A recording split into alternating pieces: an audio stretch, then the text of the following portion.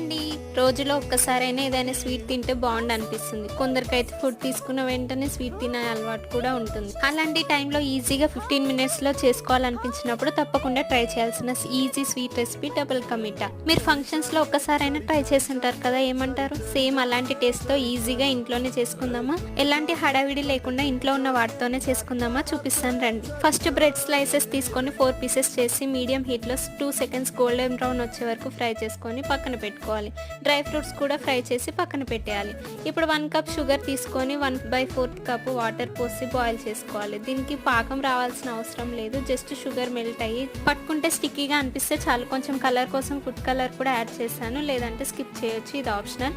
ఇప్పుడు అందులోనే milk add చేసి కొంచెం పొంగు వచ్చాక ఫ్రై చేసుకున్న బ్రెడ్ స్లైసెస్, ఇలాచీ పౌడర్, డ్రై ఫ్రూట్స్, కోవా ఉంటే యాడ్ చేసుకోవచ్చు, లేదంటే స్కిప్ చేసేయచ్చు. అంతే, ఎంత డెలిషియస్గా ఉంటుంది తెలుసా. టేస్ట్ మాత్రం నెక్స్ట్ లెవెల్ ఉంటుంది. ట్రై చేయండి. మరి నచ్చితే సబ్స్క్రైబ్.